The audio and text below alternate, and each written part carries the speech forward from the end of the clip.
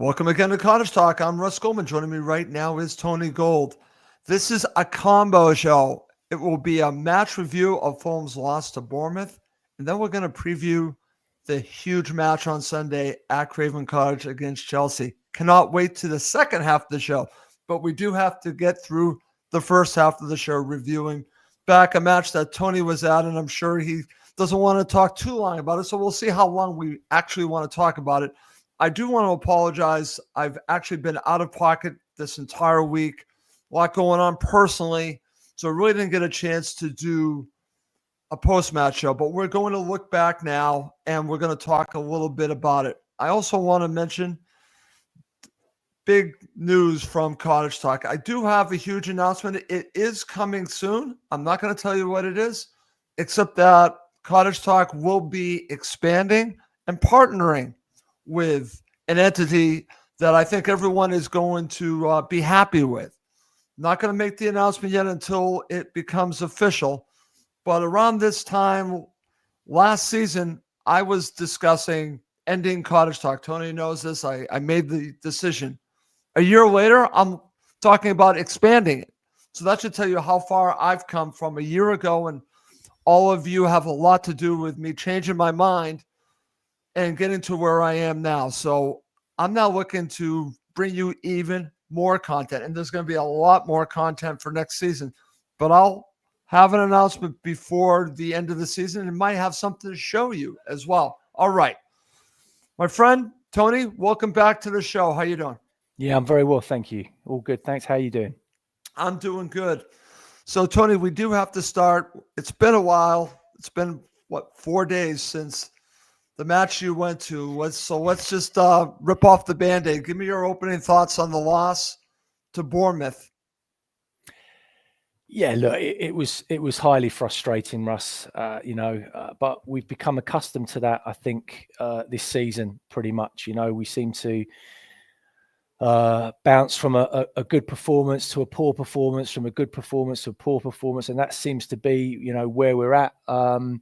Unfortunately, you can't go to Bournemouth and start the game the way that we started, and then expect, to sort of get anything from the game. We huffed and we puffed and we tried, but we made it very difficult because of the way that we started the game. And, credit to Bournemouth. I thought they defended, very well. They were very strong. Didn't really give us too many opportunities. We had, I would say, two, what I'd say, decent chances that we should have done better with, but we didn't. They had ample opportunities as well. And actually, on reflection, they probably deserved the win. In fact, they did deserve the win really in the end. It was just frustrating to go that way and not perform the way that we know that we can, having come off the back of that excellent win against Liverpool. But I think that just sums up our season to date, Russell, at the moment, is that we're just so inconsistent. Well, I'll put it this way. We're consistently inconsistent because that's who they are.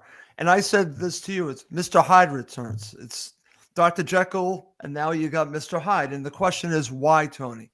But I think you started off saying the right things, meaning giving credit to Bournemouth.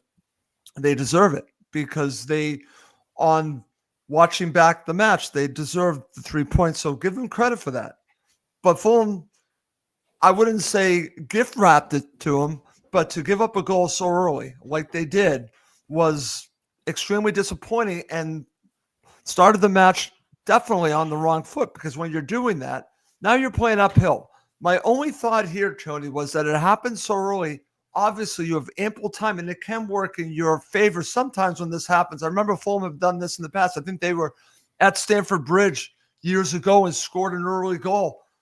And it gives you this jumping off point, but it also leads to what can be happen after that. But they didn't take advantage of being down and really build some kind of, I wouldn't say momentum, but a way to get back in the match. Like you said, if you look over the course of the 90 plus minutes, they didn't do enough.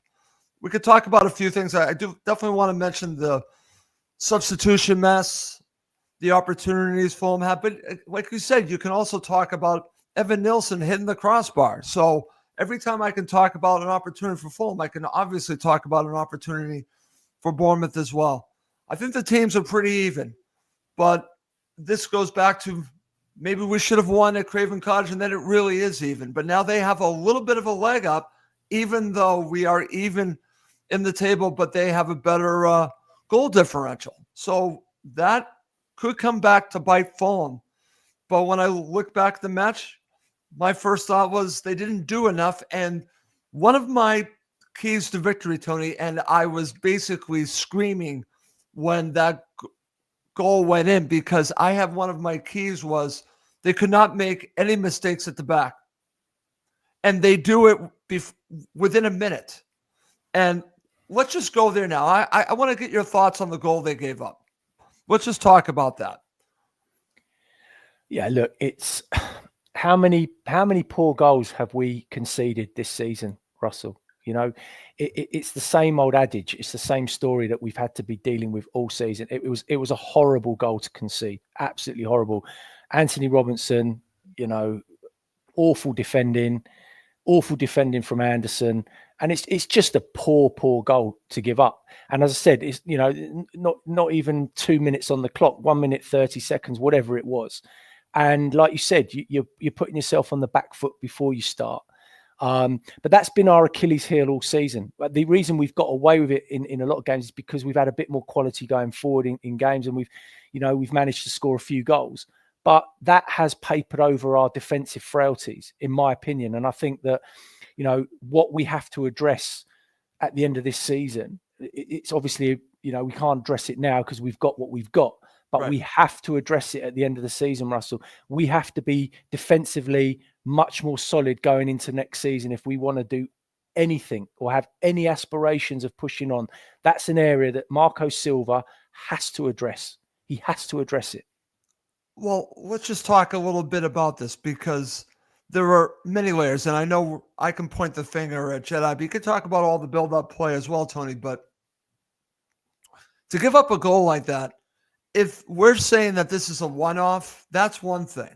But you just addressed it. It's not a one-off. This is consistently happened. This is actually going back to why Fulham are where they are.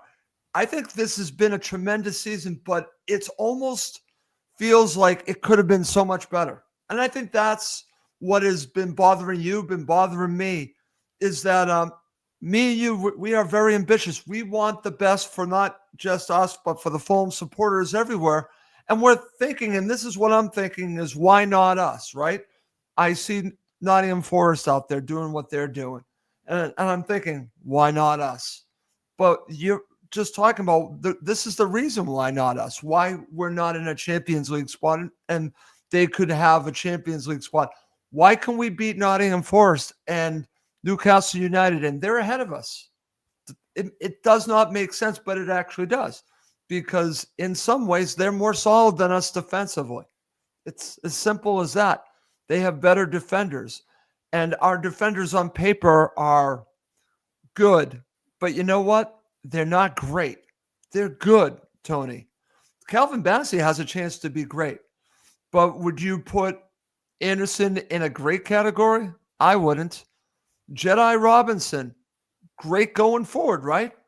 As a defender, is it fair to call him good? I would say good.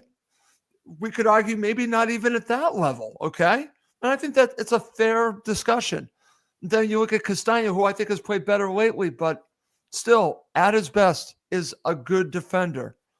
We have a great goalkeeper, but we do not have a great defense. I think that's the best way to put it. Yeah, I think you've expressed it very well, Russ. But I think, you know, there are different markers, and everyone's going to have a different perspective on what they think is an excellent season, a good season, an okay season, a mediocre season, or a poor season. I think Fulham to date have had an okay season, Russ. But okay isn't good enough to, you know, achieve or to get to the levels that we believe that they can get to or should get to. The problem we've got now, we've got a great manager. We know that. We're very lucky to have him, given, you know, how football is at the moment, and we need to keep hold of him. But in order to keep hold of him, obviously, he's still got areas of his game that he needs to develop from a tactical and technical side. And one of those areas is getting his teams to defend better, because we were talking about Anthony Robinson early in the season, and he was on fire. He was playing very well. He was doing a lot of great stuff, and they were talking about £100 million for him. We wouldn't take less than 100 million. That's the kind of levels that we were talking about. If you would have analysed him defensively against Bournemouth on Monday night, you wouldn't pay 30 million for him. That's how bad he was from a defensive perspective. He struggles defensively, Russ. And the goal, I mean, all he needs to do in that situation is stay on his feet and be difficult to beat. I mean, and only he will know what he's doing in that moment. Okay, only he will know. Right. But then, even still, Semenya's still got a lot of work to do at that point. What is Anderson doing? And that's been our problem all season, is that we just haven't had, other than Bassi to a degree, but he can't do it all on his own, Russell. He can't do it all on his own. So other than Bassi, we haven't had a leader. We haven't had a commander. We haven't had someone that sort of got the back four by the scruff of the neck and gone, right, we are going to be difficult to beat today. We are not going to concede cheap goals. And we haven't had that. And that's something that we need to address we have to address it. Otherwise, we're going to be here talking about this again in 10 months, 9 months, whatever it is. We'll be talking about the same thing. Okay. So I'm going to give you a great comparison. You tell me if I'm right or if I'm wrong. If we're talking about Europe, let's go back to Fulham's great run in Europe, the Europa League run, okay? Look at the defense there. Look at who was there in defense. You have Mark Schwarzer. Look at who the center backs are. We can also talk about the fullbacks, but if you look about leadership, right? You had Hangeland and then you had Hughes. I would say Hughes is not the leader, but he's not far behind Hangeland. So when you have the confidence like you did there, one of the reasons why Roy's teams were so difficult to play against is that they were stout defensively. And they had a goalkeeper that made some incredible saves, but he also had a very good defense, Tony. And I think that's ultimately what Fulham are lacking at this point, because listen, you and I have talked so much about needing like a top of the line striker. I'm starting to feel that as they definitely need a striker, I think that they, even next season, might be good enough to continue along with getting a striker to go along with what they have. But I think ultimately, if Fulham are to get to where we want them to be, it's going to start right here in the defense, Tony. It's just simply, like I said, at its best, it's good. But if you look at some of the defenses I was just talking about, they're great. And that's the difference. Well, the comparison you make there, Russ, is that those two centre halves were no nonsense, right? They knew their jobs, and they did them to the best of their abilities, right? And they knew how to defend. They were what I call proper old school defenders. Right. We seem to have lost that a little bit. And when you look at Bournemouth's two centre halves, Senesi and Hussein, they walk into Fulham's back four. They walk into our team. Both of them walk in. So that is, I think Bassi's done really well this season. Don't get me wrong. I think he's been our most consistent and probably our best defender. But we need an upgrade on Anderson. We need an upgrade on Robinson from a defensive perspective, right? And obviously we need Tete back in as quickly as possible, because to be fair, it's hard to judge him this season because he started brilliantly, then had that really bad injury. And I think he deserves another season to see what he can do. But Castagna has really struggled this year for whatever reason. He's really struggled. So, and also, at the end of the day, Diop as a backup, he's not really the answer. Let's be honest. He's done okay, but we need to upgrade our defense. We have to upgrade it.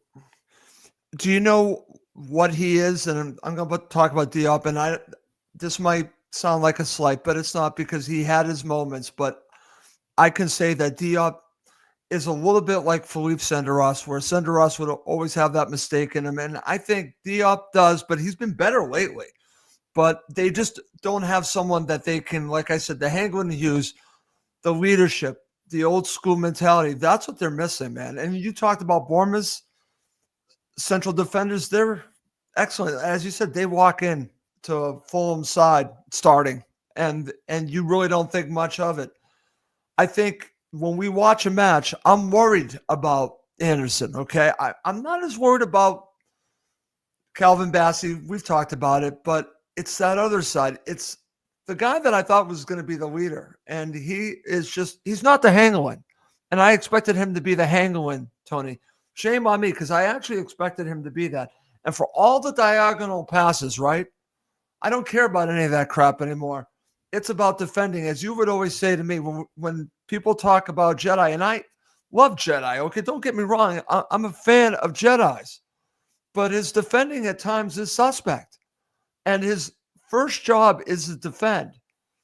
But with Jedi, it seems like his first job is more to create going forward. I listened to a great interview with him on the Fulham Fix. He talks about chess moves, and he's great at that. And he has the ability to get back. But I wouldn't put him at an elite level defending, Tony. I know you wouldn't either. And I think that's something that Fulham need to think about this summer when they're going to get offers for him. They're going to have to consider that. And I agree with you. I think Kenny Tete, they need him back sooner than later. They need him back against Chelsea. I'll say that right now. I think it's important. But we'll talk about Chelsea coming up a little bit. Before we just talk a little bit more about the first half, I should have went here first. Give me your thoughts on the decision with the starting 11. Yeah, look, I thought it was the right decision. How can you change a team that started, and did very well against Liverpool, took the game to them, were bright, were energetic, and you think on the back of that result, you're going to be rocking up at Bournemouth, ready to go, ready to take them, the game by the scruff of the neck and really have a go. And then what you get is you're suddenly 1-0 down after 1 minute, 30 seconds. And you can't make sense of it, Russell. You can't understand how you can go from that performance against Liverpool, that intensity, the quality, to what you saw, Fulham's performance against Bournemouth with the huffing and the puffing and the, trying to make things happen, careless in front of goal, careless at the back. And I don't know what it is, Russ. We can't, it's got to be a psychological mentality thing now. And that's all it can be, because it's nothing to do with tactics. It's nothing to do with formation. The same players were out there that were out there against Liverpool. Yeah. So it has to be a mentality issue. It's got to be. Something mentally is just not clicking. And that's what we need to get to the bottom of. And what's interesting, we'll talk about Chelsea coming up next.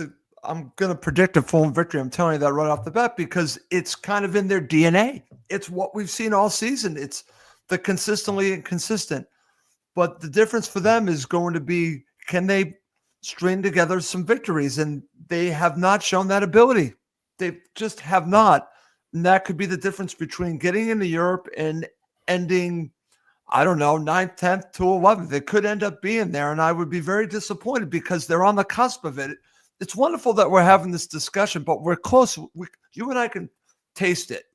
And I think if they got in the conference, I think they have a chance to win it, for God's sakes. I mean, I think they would have a legitimate chance. There's no one in there that would scare you. They would have a chance to actually win something. So that's something to think about.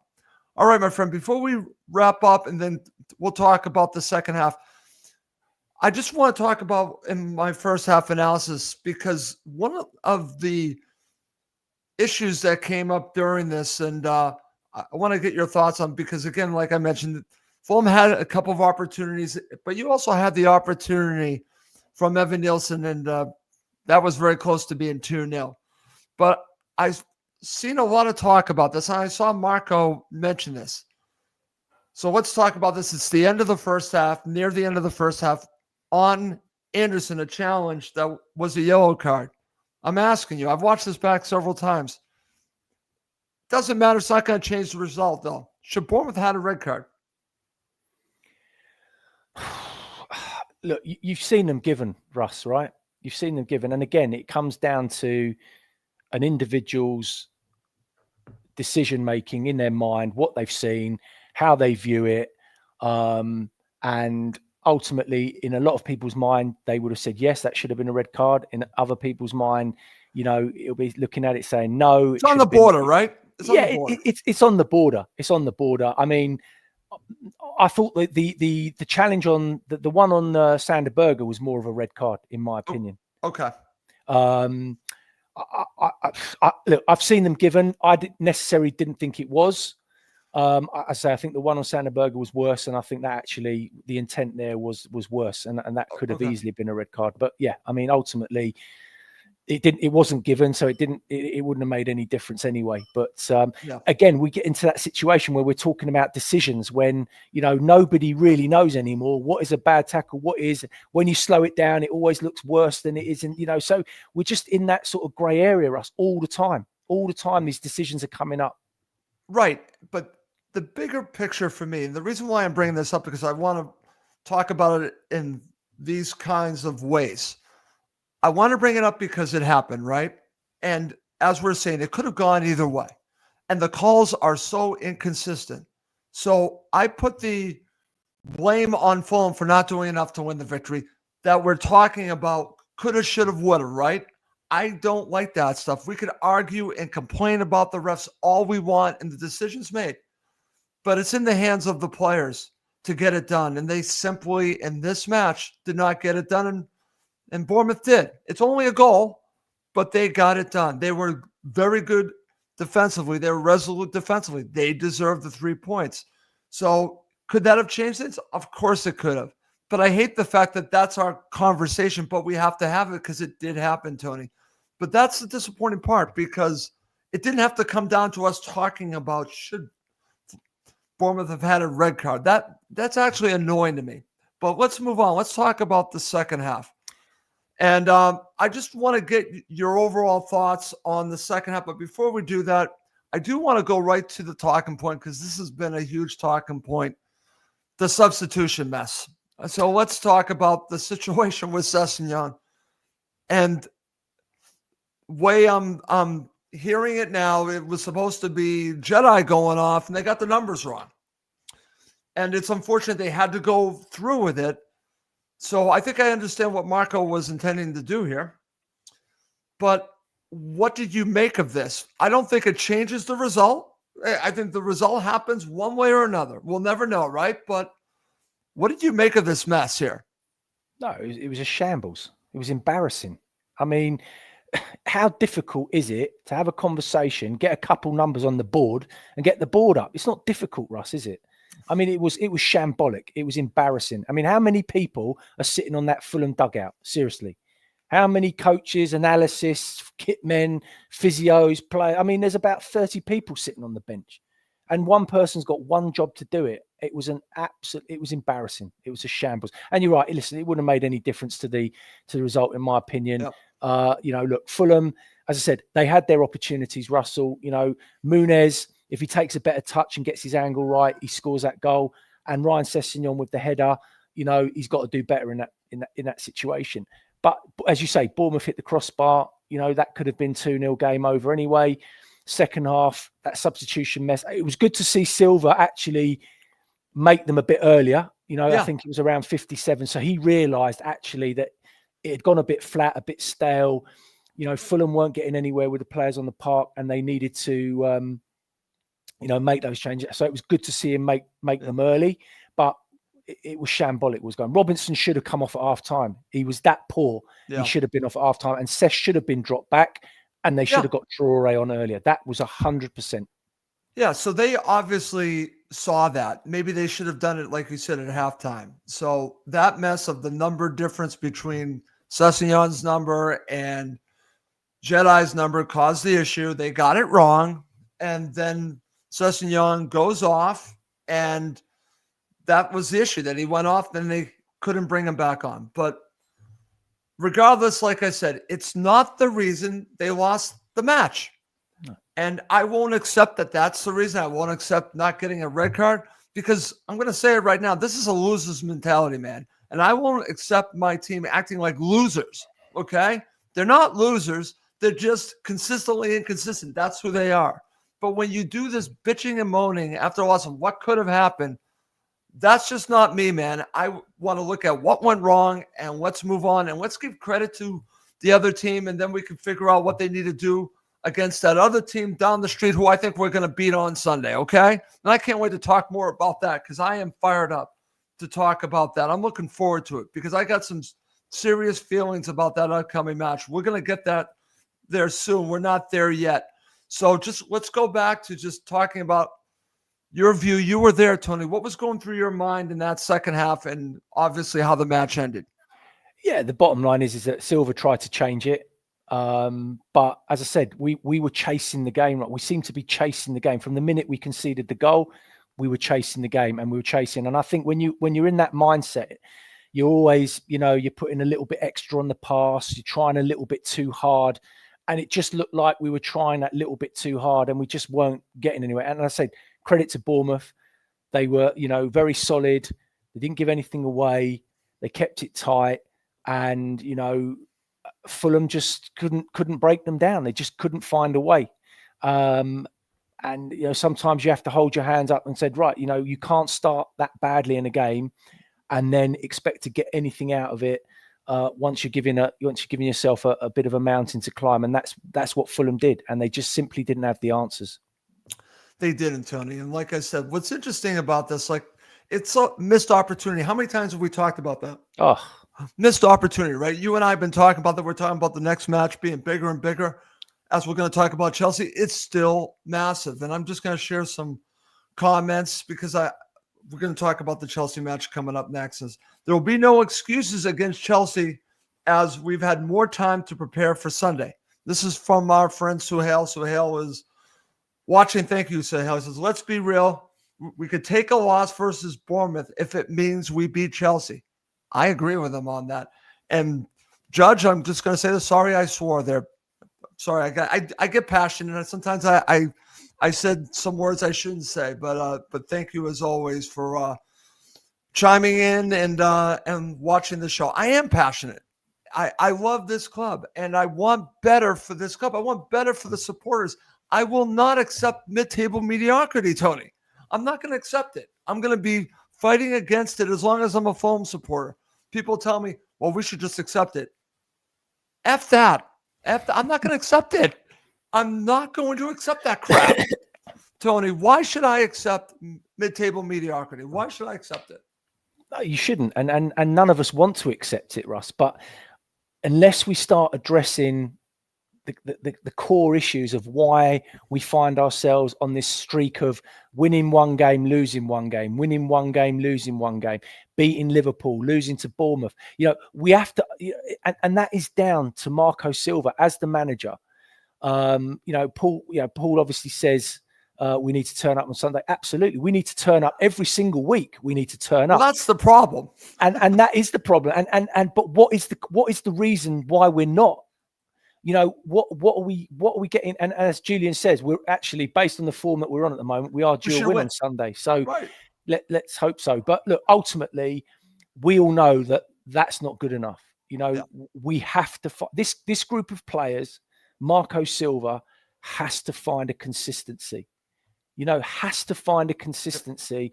And what does he need to address? And like I said, in my opinion, Russell.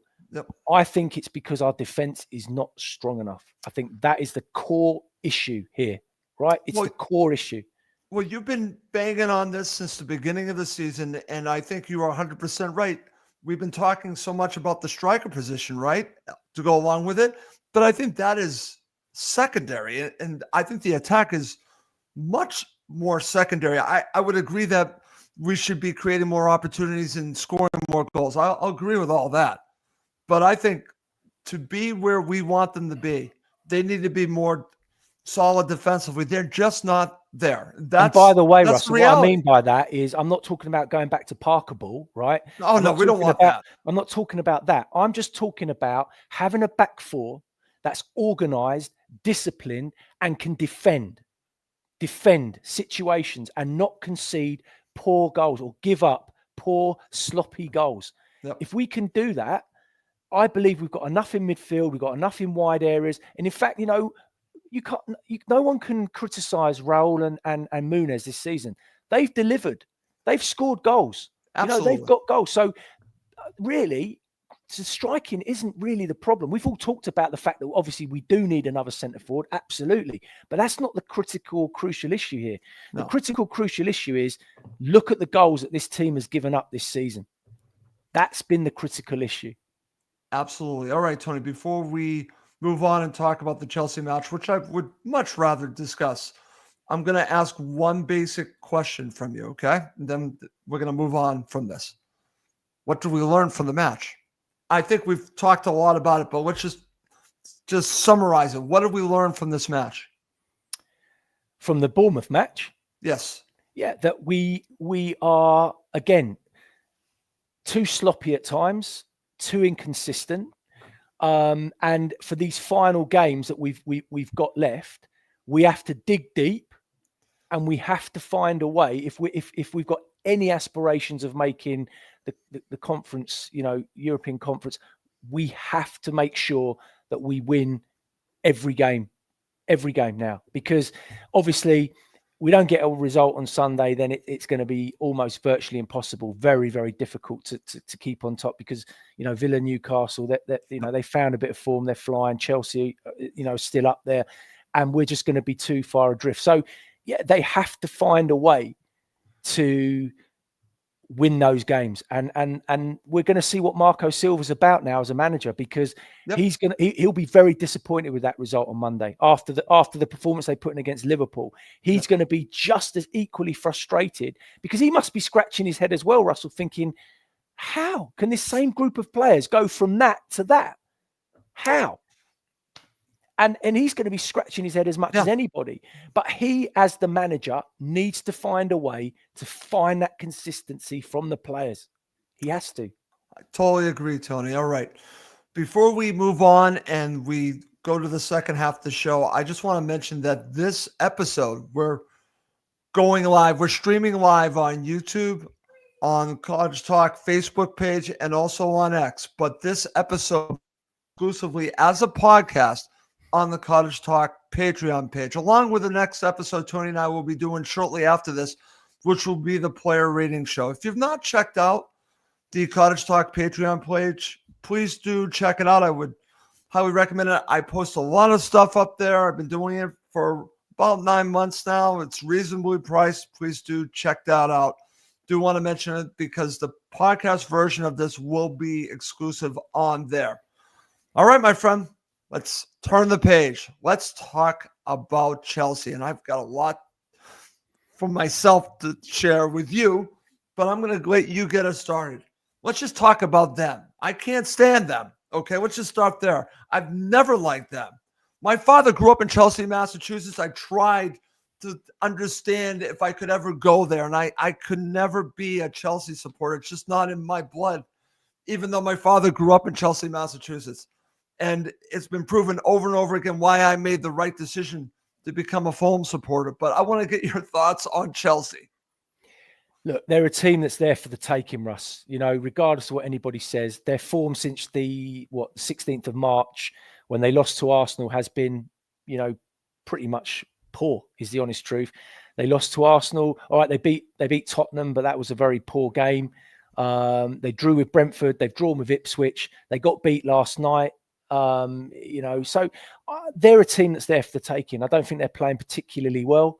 And if Fulham can show the kind of endeavour and energy that they showed against Liverpool and get into them early, then, I expect us to beat them, and I expect us to beat them comfortably, to be honest with you. I don't see them causing us any problems. But if the Fulham that showed up on Monday night against Bournemouth, or the Fulham that showed up against Crystal Palace, it's one of those. It could go the other way. So it really depends on Fulham's mindset and how well they start the game and the energy that they bring, Russ. That's the key on Sunday. It's got to be high energy, high tempo, and just taking the game to them with no fear and getting into them early.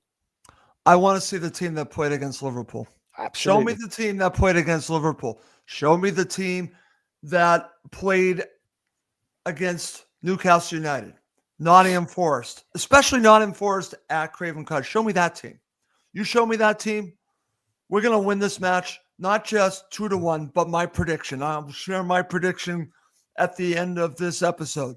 But Fulham can win this match, as you said, Tony, not just by a goal, but they can win this comfortably if they show up and play the way that I just mentioned against those clubs. If we see the team that showed up, as you mentioned, against Crystal Palace, you can kiss this goodbye. It will end horribly. But if the team that shows up that we know that we've seen from them, if they show up with high intensity and are on it and attack, then for me, they can win this match. And as you said, win comfortably. Because the Chelsea team, I've watched a lot of Chelsea lately. And yes, people can point to the situation with Cole Palmer not scoring goals, but it goes beyond that. I think they've been figured out a little bit. And I think they're there to be beat. Just like I thought Fulham could beat Nottingham Forest and Newcastle United. It's on the same plane. I felt strongly about those games. This game, I feel the exact same way. I really do. I never felt as strong when we were playing Liverpool, even though I was predicting it, like I do against this team. I feel the same way against those other two teams that are ahead of us. Fulham can beat Chelsea at Craven Cottage and do the double, which would be amazing, Tony. I truly believe that they can. So let's move on. Let's talk about this because I think this is interesting, and I think this is going to be part of the backdrop of this match is how do Fulham set up? Because I really think that we need to discuss this. What can we learn? What can we take out of that victory at Stamford Bridge? Let's keep in mind, that was the first time Fulham went to 3 at the back. Will he do it again? I don't know. Should he do it again? That's another question. What can we take out of that victory? Well, obviously, we nicked it towards the end, and we did have difficult moments in that. So Hale brings it right up, and we'll talk about that. Yeah. I mean, look, as I say, we're the home team, and we should be the ones that should be thinking about, taking the game to Chelsea. I think we've got to be positive. I think Silva has to approach it positively. I think if we start sinking into that defensive mindset, you're starting on the back foot before you start. And Chelsea do have some lively players that can cause you problems. We know that. We know then that it's not going to be a stroll in the park. It won't be a walkover. But I really believe if you get into this Chelsea team, I think that they are fragile mentally, and I think they will go. And they've shown that actually in recent games. So, I've seen it. I've seen it, Tony. For me, I think I think he goes with 4 at the back, and I think he brings in Kenny Tete. For me, he's got to start on Sunday. I just don't think Castagne's been playing well enough, and I think now's the time to, if Tete's there and he's been on the bench and he's getting a game, just throw him in, get him on. Let's see what he's got.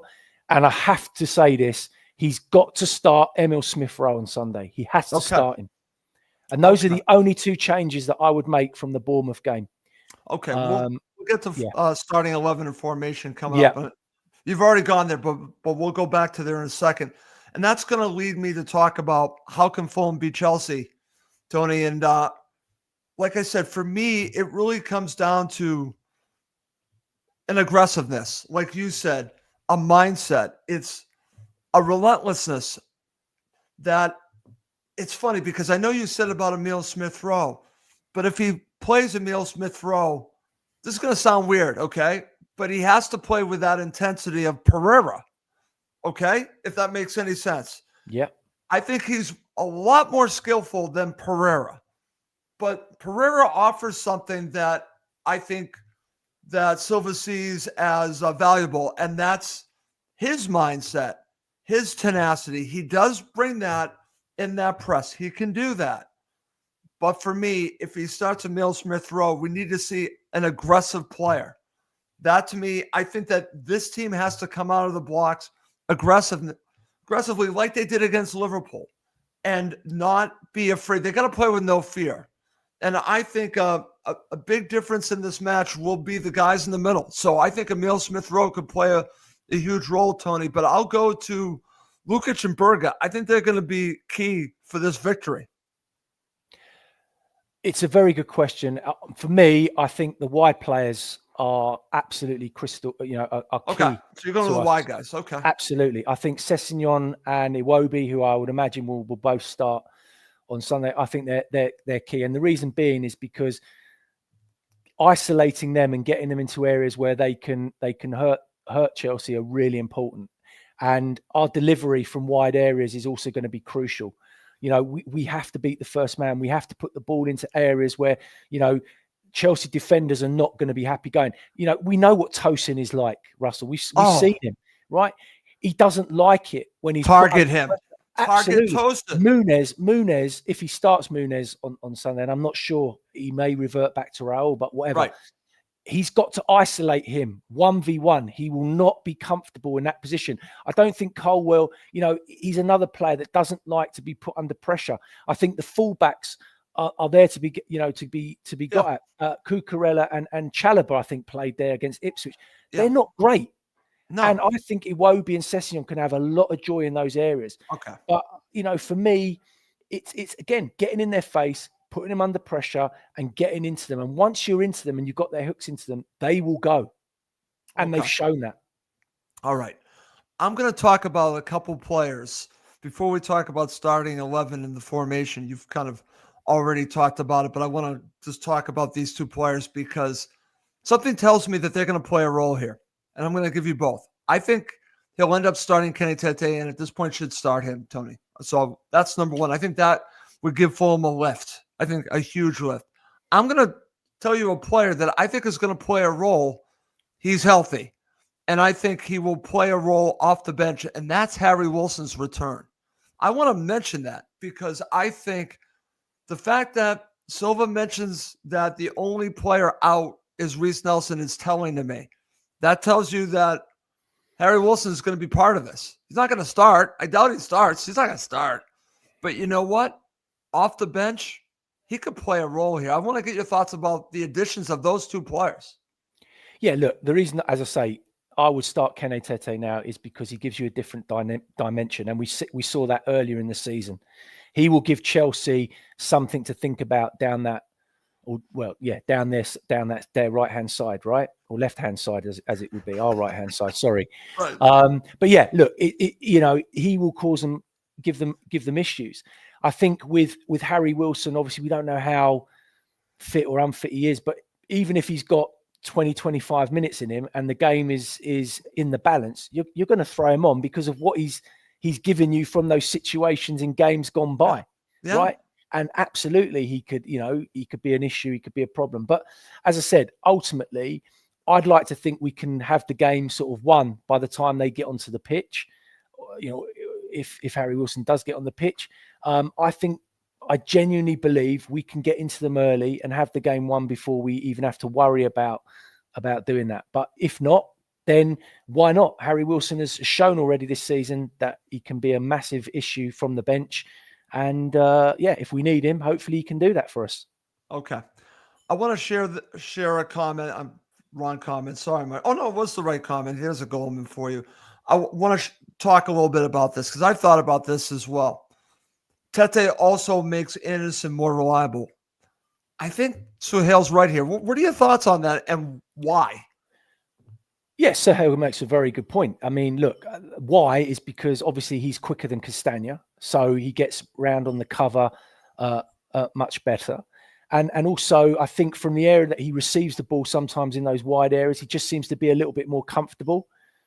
And maybe Anderson just feels that he's got a little bit more protection, in behind him when I think on his vulnerable side, which is his left, he sometimes struggles. So, maybe there is something in that.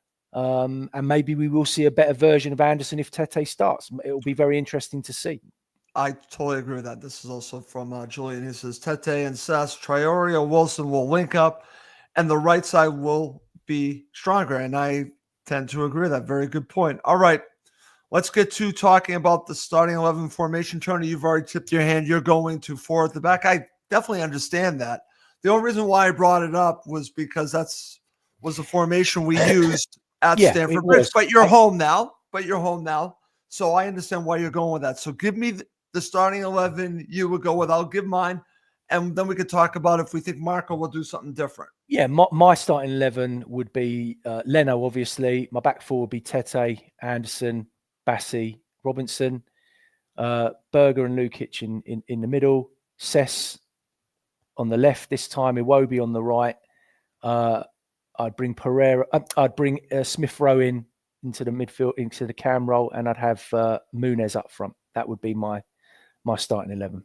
Okay, Tony, that's my starting 11. So we're in complete sync on that. I'm going with what you just went with because I think that gives Fulham a wonderful chance to beat Chelsea. I think that's the right formula, the right players to start this match. The question is, what do you think Marco's going to do? Do you think he's going to agree with us? I think Marco goes with exactly the same team he went with against Bournemouth, except the only change he makes is that Tete starts instead of and plays Pereira. Yeah, I don't see him dropping Pereira. Don't see it. Okay. I tend to agree with you on that, but I understand why you're going with Emile Smith-Rowe, and I'll just keep banging on this to the supporters that are tough on him. I understand why. Totally understand it. But I'm going to tell you right now, and I will admit if I'm wrong, but I don't think I'm going to be wrong. Next season, you're going to see a completely different player.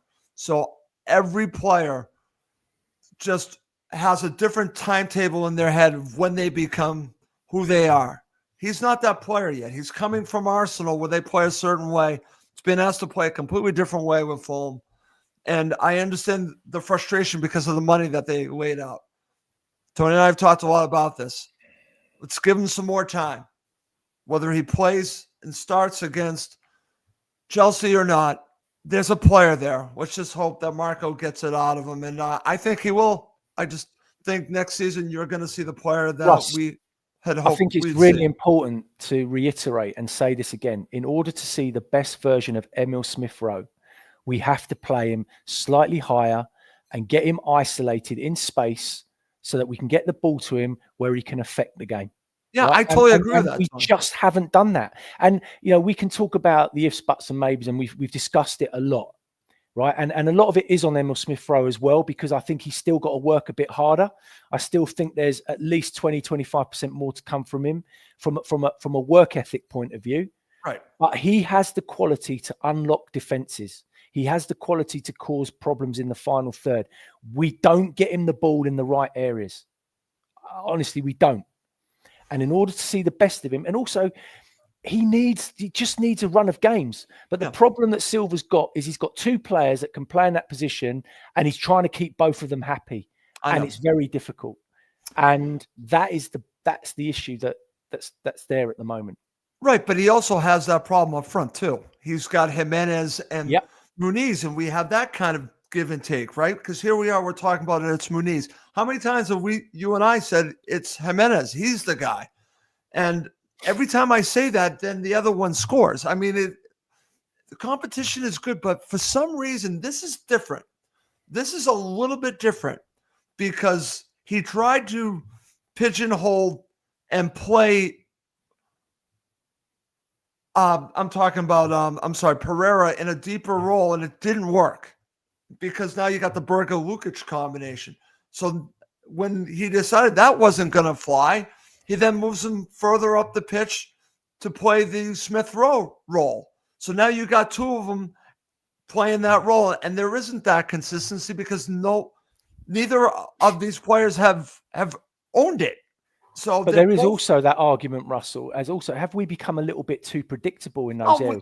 You know, totally has the Lukic-Berger partnership become a little bit too predictable? I don't think actually Lukic has been playing that well in the last few games. So actually, there is an argument to say, why don't we flip it? Why don't you play just one holding midfield player and actually play Pereira and Smith-Rowe together slightly further forward? You could there try is that argument. Well, I understand what you're saying because Lukic, since he came back, hasn't been at that level. I agree with you on that since the ban. He's just not been that same player. So I don't know why that is, but it's a very good point. All right, my friend, it's time to finish up the show with our prediction. I have a strong prediction. I'll go to you first. So I have a feeling you and I are going to be similar because of the way that you've talked, but I'll give you first shot. If you're watching live, and we have 180 people watching live, if you have the ability to send us a prediction right now, please send us a prediction, okay? Tony, give me your prediction, and if anyone else shares them, I'll share them too. There's no way I'm telling you that Chelsea are going to win this game. Not in a minute. Even if they are, I'm not saying it. So, I'm going to go, and unfortunately, I can't see us keeping a clean sheet. Flying in. Okay. I bet they are. I can't see us keeping a clean sheet, but I'm going 2-1 Fulham. I'm going to let my heart overrule my head this time, and I'm going 2-1 Fulham. Okay. So guess who's going to chime in here? I'm just going to share this. I'm not even going to say a word, okay? Okay? That's our friend Chris Goodwin, a Liverpool supporter, going 4-0. Chris, I swear if this is correct, I'm going to search you out. I'm going to come to England and give you a hug, okay? If that is true. I promise you that. I'll buy him a drink, Russ. I'll buy him a drink. Okay, definitely. Okay. Our friend Colm is going 2-1 to Fulham. Suhail is going 1-0 to Fulham. Julian goes 3-1 to Fulham. Okay, and if you're still watching and want to share your prediction, please feel free to as well. It's time for my prediction. So I told Dan Crawford, our friend Dan Crawford, this one. He's like, well, what's your prediction? And I said, it's not going to be 2-1. It's not going to be 3-2. It's not going to be anything like that. It's not going to be 1-0. I'm going for 3-1 to Fulham. I think it's going to be similar to the Liverpool match, except that we're not going to give up that second goal.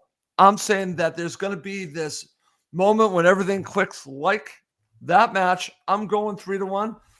And Paul beats me out. He goes 3-0 to Fulham. So I love it. Listen, what's crazy about this prediction, and let's hope we're all right, that Fulham win. I really hope Chris Goodwin's right, because that would make my day if it was 4-0. But if we're all right and Fulham are back in this race, Tony, I'm going to come back to you and say, what about the form, Tony? Guess who's next? Southampton. I know. Don't. Okay. Let's worry about that if they win this match. Let's worry about that later. But that's just form would say then we would lose to Southampton, which would be embarrassing. But right now, I'm feeling good about this match. All right, let's finish up the show. Give me your final thoughts before we go. Yeah, look, I hope that we are all buzzing come 5 o'clock on Sunday afternoon. I really do. And I hope that, if we can go into Sunday evening on 51 points, then as you say, we go, we're back in the hunt. Southampton, our next game, you fully expect us. I mean, there's no ifs, buts or maybes about that. That's a game that, and then that takes us to 54 and we're in the mix again, Russell, with those, final few games. So look, it's a big game. It's one that I believe that we can win. Fulham are going to have to play very well on the day to get it, and they're going to have to defend very well. Happy Easter, everybody. And a massive shout out to all the Fulham faithful, whoever's going to the game Sunday. Let's get behind the team. Let's get behind the boys. Let's make it a really strong atmosphere, and I thought the atmosphere at Bournemouth from the Fulham fans was unreal. Honestly, that's it was great. Brilliant. And we need to drive that into the Cottage on Sunday, and we need to get behind the team, and we need to, take it to them. And let's hope we're buzzing Sunday. Let's hope so. And I think the supporters are going to play a massive role. And I think they're going to make it a fortress, because I've heard it, and I know that place, Craven Cottage, can be a fortress for Fulham. I've seen it in my time of watching Fulham. This is a wonderful opportunity. You're playing Chelsea in a situation where there's so much on the line. And honestly, Fulham have a wonderful opportunity to pull the double. I could not say that, I think, any other time, Tony, in my Fulham lifetime, that I would be in this opportunity for Fulham to do the double over Chelsea and feel confident that they can do it. That's the crazy part. I actually feel confident that they can pull this off. The question is, will they? And we'll get that answer on Sunday. I do want to mention one final time that this episode is going to be exclusive, the podcast version, on the Cottage Talk Patreon page. If you've not checked it out, please do check out the Cottage Talk Patreon page. It's still going on, and it's reasonably priced to become a member. Please do check it out. And one other thing, as I've said this at the beginning of the show, if you're just joining in now, I do want to mention that I have huge plans for Cottage Talk that will be announced coming soon. I don't want to go into details, but as I said, a year ago, I was in that decision to end Cottage Talk. It was around this time. And a year later, I'm pushing forward and I'm expanding Cottage Talk with an incredible partner. And that partner, I will be telling you in due time. We just don't have everything all lined up for me to make this announcement. But when you find out who the partner is, I think all the Fulham supporters, in my opinion, will get behind this partnership. And only time will tell. But I have a good feeling that you're going to say, wow, that's a cool partnership.